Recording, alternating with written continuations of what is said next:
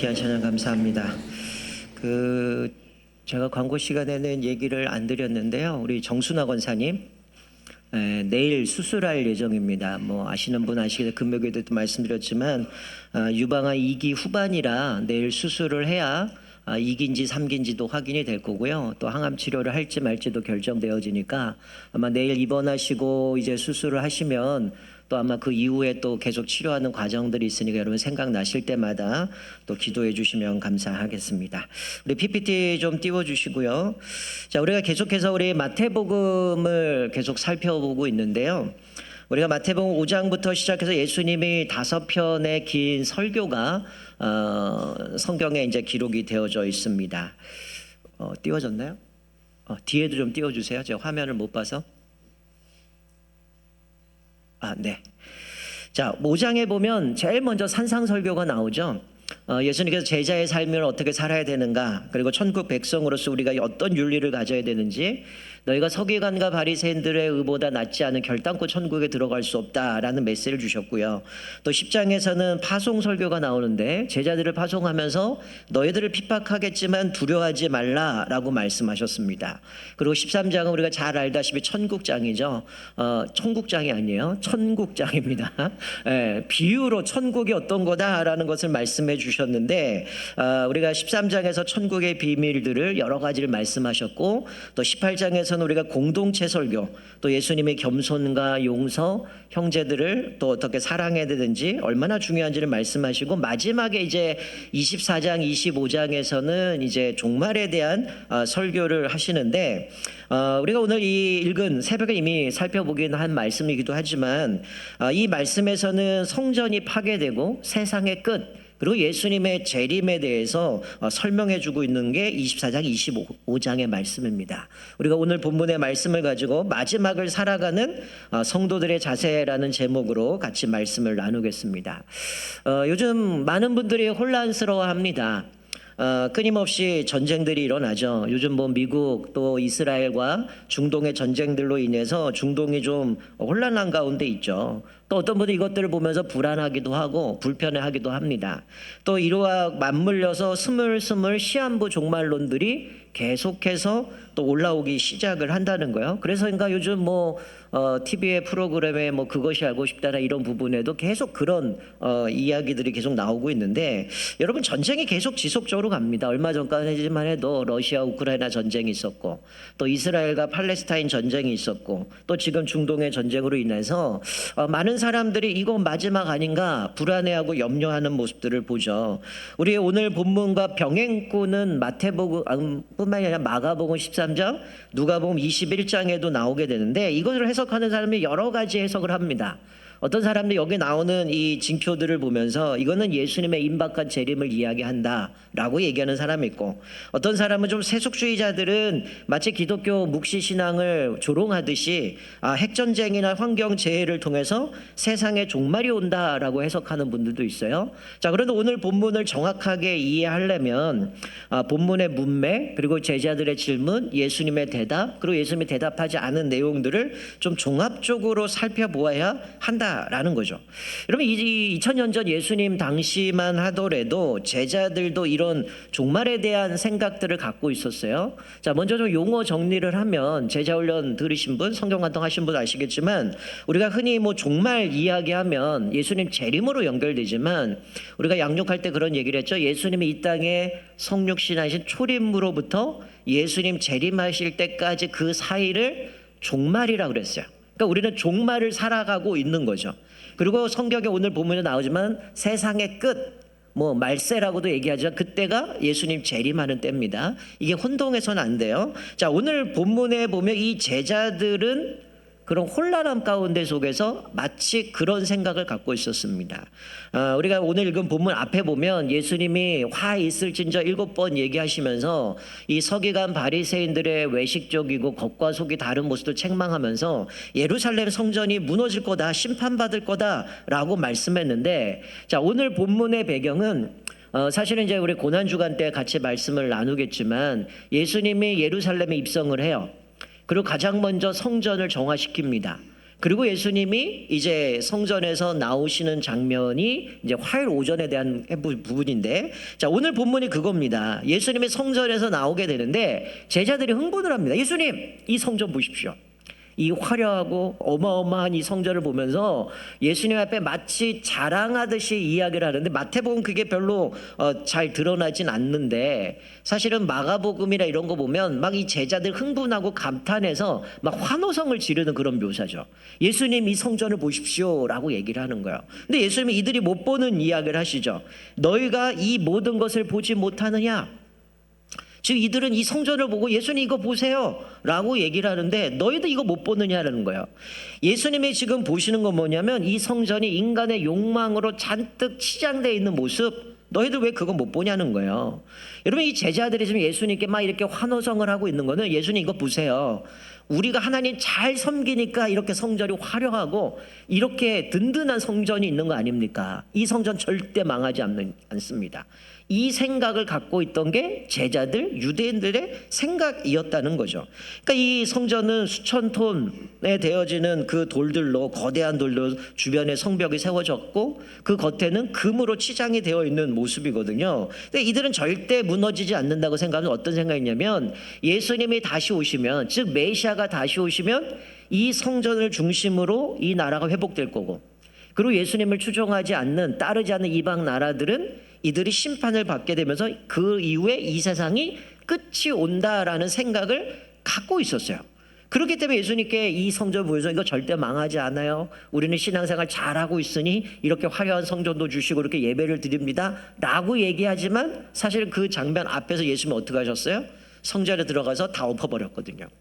왜냐하면 이들이 이 성전에서 하나님을 예배하고 기도해야 되는데 온갖 죄들을 짓고 살았다는 거죠. 그래서 예수님이 내 집은 만민이 기도하는 집이다 라고 말씀하면서 장사하는 사람들, 돈 바꿔주는 사람을 다 엎어버리고, 그리고 이 나오는 장면인데 이들은 착각하고 있는 거, 이거 보십시오, 우리가 잘 섬기니까 이런 화려한 성전 이런 것 있는 거 아닙니까 라고 얘기를 하시는 거죠.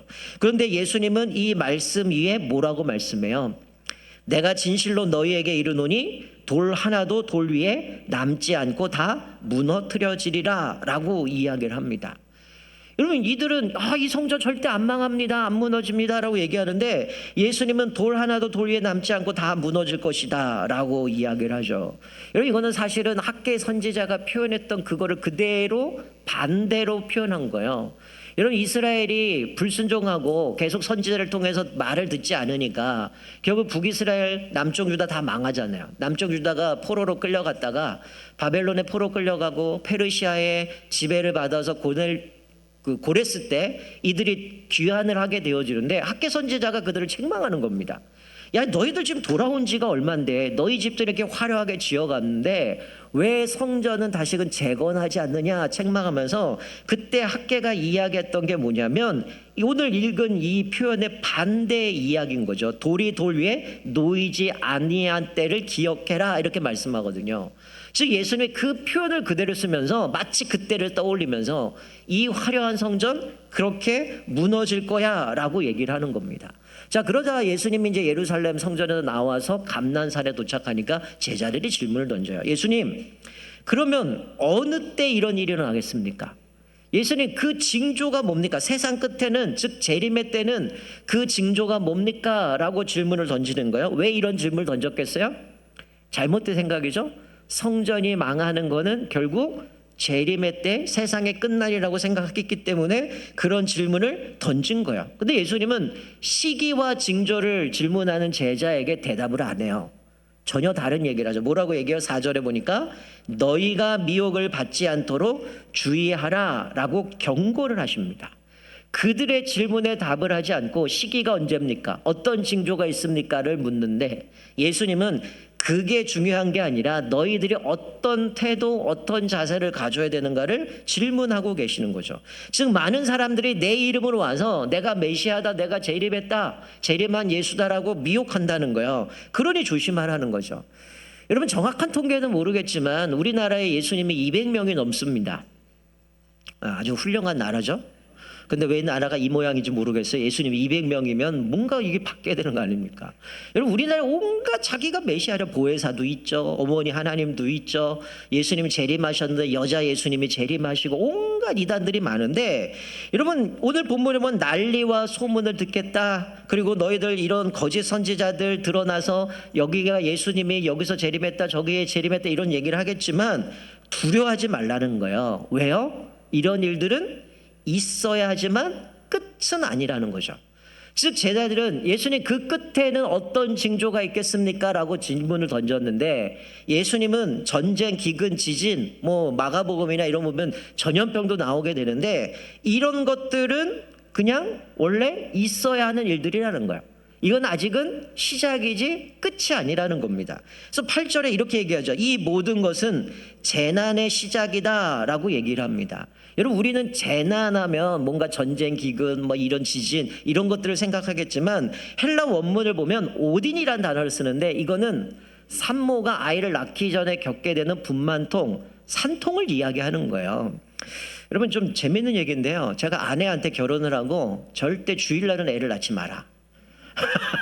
제가 목사니까. 근데 제가 서울에서 사역을 했는데 아내가 이제 임신을 막발이 돼서 부산에 이제 고향을 갔는데 하필이면 주일날 새벽 2시에 병원에 들어갔습니다. 이거 어떻게 가요? 주일 지켜야 되는데 저 설교도 해야 되고 주일학교도 해야 되고. 그래서 이제 아내랑 전화하니까 새벽 2시에 들어갔는데 장모님도 새벽 2시에 들어갔는데 그날 예배, 주일학교 예배, 본 예배 다 드리고 오후 예배까지 다 드리고 그리고 병원 갔는데 제가 그날 주일 사역 다 하고 밤 11시에 비행기 타고 도착해서 갔더니 아내가 걸어서 마중 나왔어요. 여러분 이게 산통이란 게 그냥 한 번 겪고 끝나는 일입니까? 여성분들 아시잖아요. 내가 아기 낳기 전에 산통이 세게 왔다가 약하게 왔다가 좀 텀이 있다가 갑자기 또 세게 오는데 아내는 3교대 다 만나서 간호사들을. 그때 도대체 신랑이 어떤 사람이길래 나타나지도 않냐고. 갈 수가 없으니까. 여러분 근데 여기서 예수님이 이 산통을 이야기하고 있는 건 마찬가지죠. 전쟁, 기근, 지진, 재난 이런 거짓 그리스도들이 등장하는 거는 뭐라는 거예요?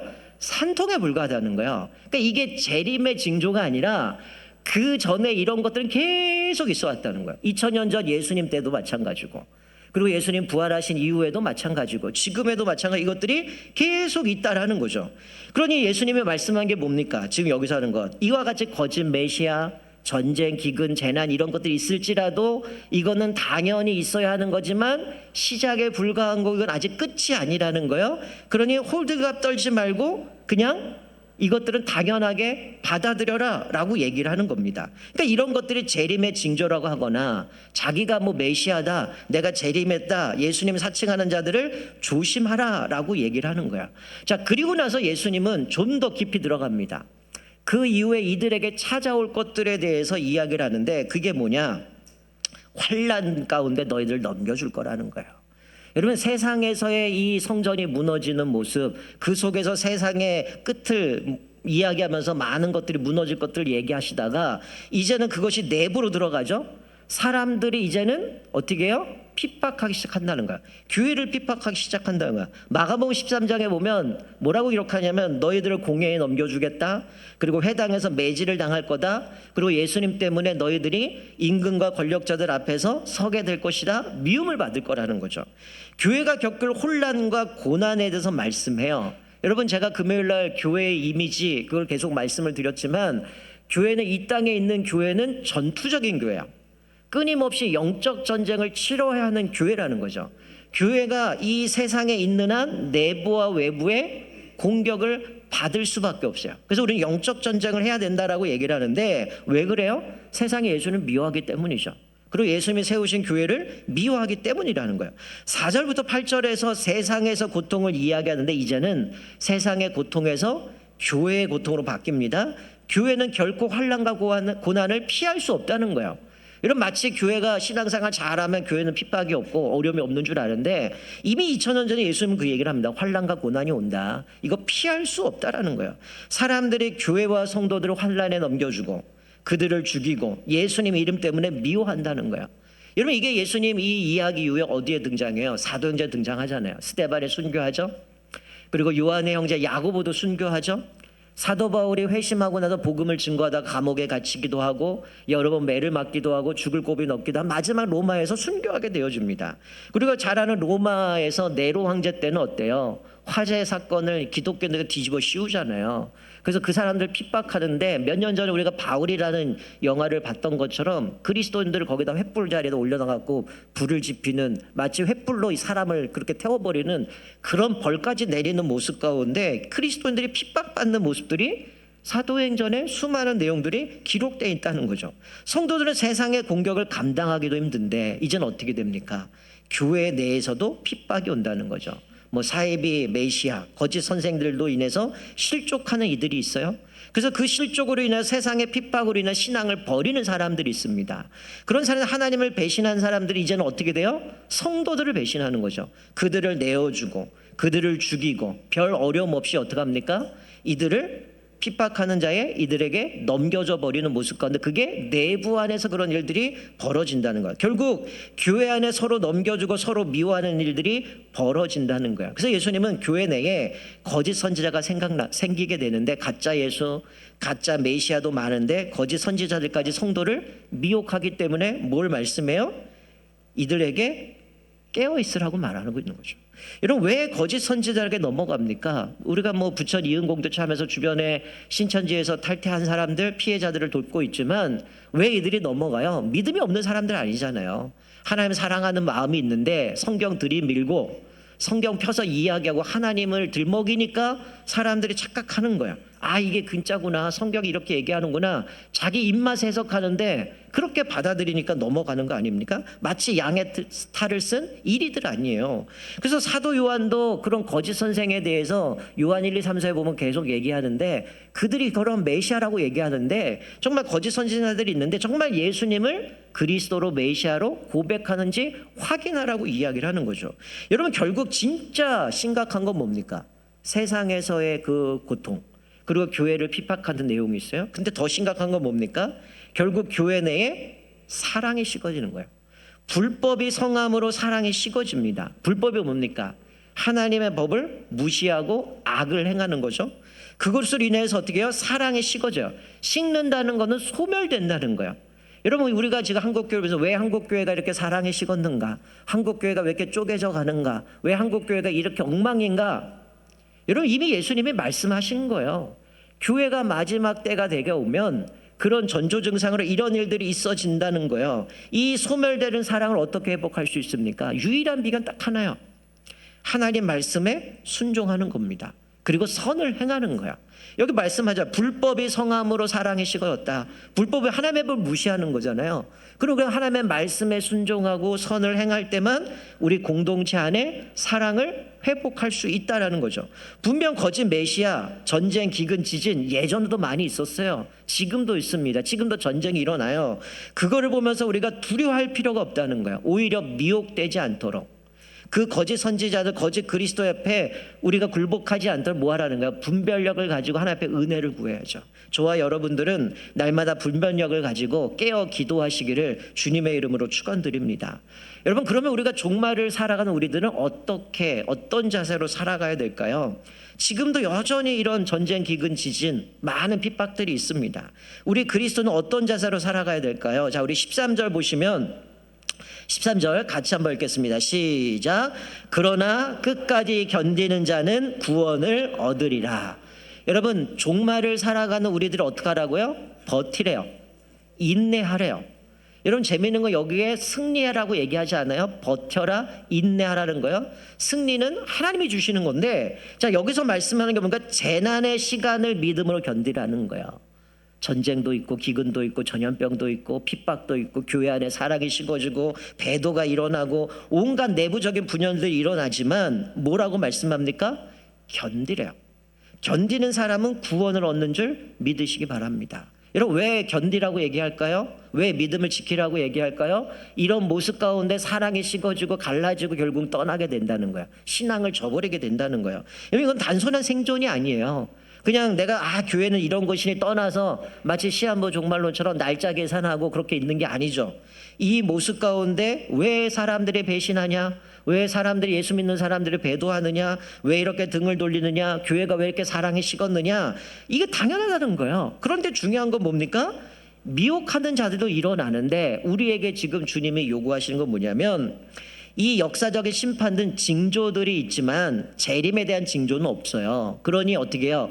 분별할 수 있어야 된다는 거죠. 섣불리 판단하지 말고 인내하고 하나님 앞에서 정상적인 과정이니 이 사랑이 소멸되지 않도록 유지하라는 거예요. 근데 오늘 본문 이후에 예수님이 재림의 때를 얘기합니다. 그때는 예수님이 나도 몰라, 천사도 몰라, 그건 하나님만 안다라는 거야. 그래서 거짓 선생들이 드러날 텐데 그들은 예수님이 여기 재림했다 저기 재림했다 얘기하지만 우리 새벽에 살펴봤지만 번개가 동쪽에서 쳐서 서쪽에 지는 것처럼 모든 사람이 다 본다는 거예요. 그러니 예수님이 초림할 때는 이스라엘의 예수님이 베들레헴에 태어나셔서 생각 모르는 사람 많겠죠. 근데 예수님 재림하는 것은 다 할 수 있다는 거예요. 그러니 자기만 마치 신비한 걸 알아서 내가 메시아야, 내가 보혜사 이런 얘기 듣지 말라는 거야. 누구나 다 볼 수 있을 정도로 예수님이 재림하시기 때문에 징조는 필요 없다는 거예요. 근데 오늘 이 본문의 말씀에서 보여주는 건 뭐냐면 너희들이 그렇게 섣불리 이거 재림의 때 아니야? 착각하지 말라는 거야. 그러니 하나님 앞에서 이 배신과 핍박, 사랑이 식어가는 이런 영적 겨울 속에서도 교회를 지키고 믿음의 자리를 사수하는 것, 적극적인 신앙을 가지고 살아가는 것이 우리에게 중요하다고 얘기하는 겁니다. 그러니까 징조를 얘기하는 건 뭐예요? 갑자기 하늘 우박이 떨어지고 전쟁 나고 이러면 야 이거 예수님 재림의 때구나, 그러니 우리 준비해야 이런 얘기하지 말라는 거야. 그거보다 더 중요한 게 뭡니까? 사랑이 식어지지 않도록, 교회가 분열되지 않도록 그 사랑을 지키고 믿음으로 살아가는 것이 더 중요하다라고 이야기를 하는 거예요. 그런 우리는 어떻게 살아가야 되는가? 두 번째 이렇게 얘기하죠.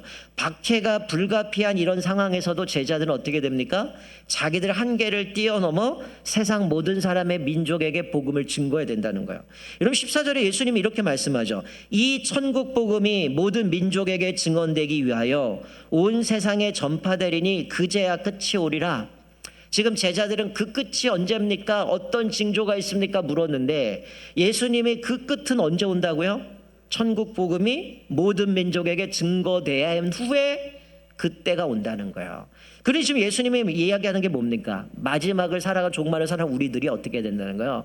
그런 전쟁 기근, 거짓 선지자 이것 때문에 흔들리고 두려워할 것이 아니라 또 교회가 사랑에 식어지는 것 때문에 두려울 것이 아니라 내가 깨어서 기도하면 어떻게 이 사랑을 유지할 것인가? 내가 어떻게 끝까지 이들을 사랑할 건가? 그거에 씨름해야 되지만 더 나아가서 뭐 하라는 거예요? 증인의 삶을 살라는 거예요. 가정에서.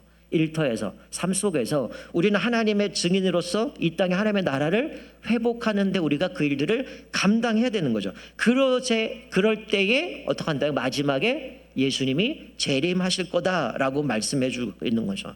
여러분 사도행전을 보면 수많은 이야기들 있잖아요. 1장 8절 말씀처럼 예루살렘과 온 유다 사마리아 땅끝까지 내 증인이 되리라.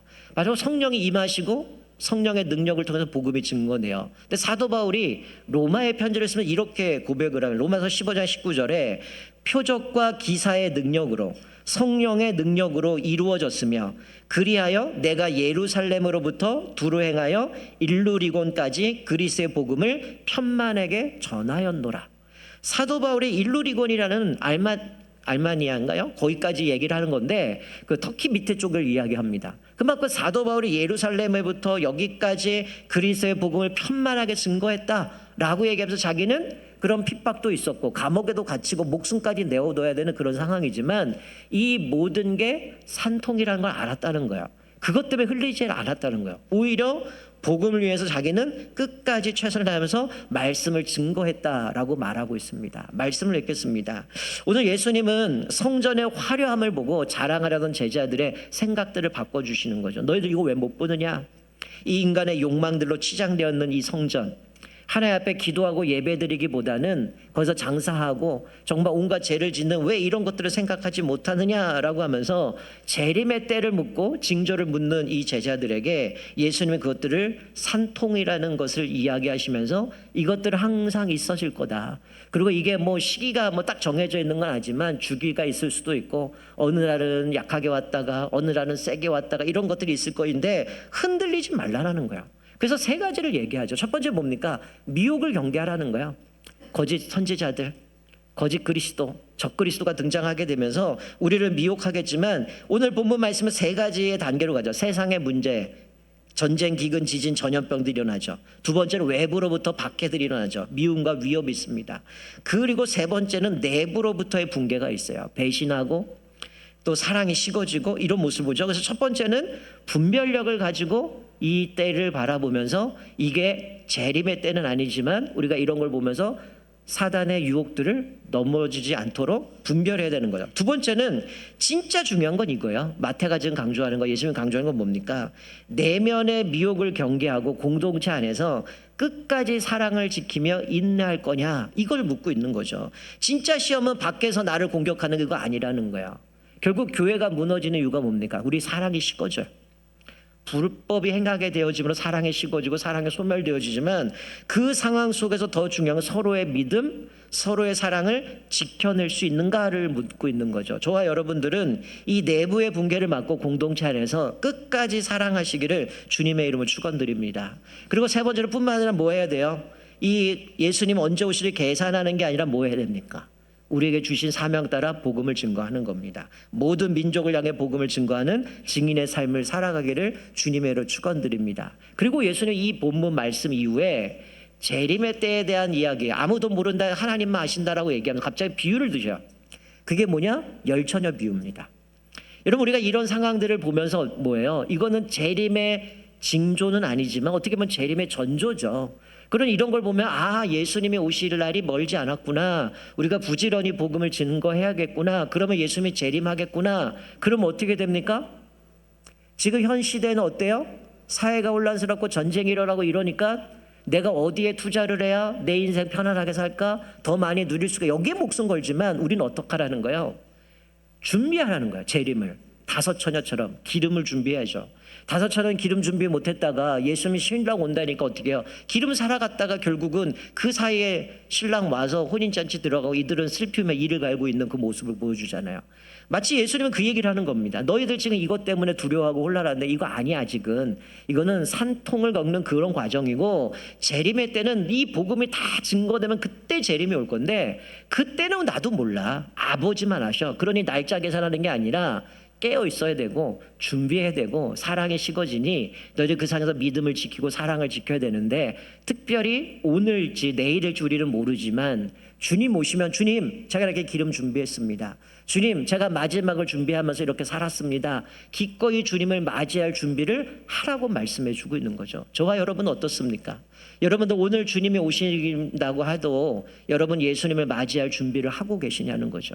우리가 오늘 말씀을 기억하면서 우리 천산중의 모든 성도님들은 종말을 살아가는 우리들이 이런 현상들 때문에 두려워하거나 흔들리는 것이 아니라 더 깨어서 미혹을 극복해 가시고 미혹받지 않도록 우리가 분별하시고 또 무엇보다 우리 내부 안에 계속해서 외부로부터 내부로 공격이 들어오고 우리 안에 사랑이 식어지지만 끝까지 공동체를 지키고 또 우리 사랑을 끝까지 함으로 인하여서 또 하나님께서 우리에게 주신 교회를 통해서 하나님 이 땅에 주신 사명을 따라서 복음 증거하고 또 주님 오시는 그날까지 다섯 처녀처럼 기름을 준비하는 믿음의 삶을 살아내는 저와 여러분 되시기를 주님의 이름으로 축원드립니다. 아멘. 자, 우리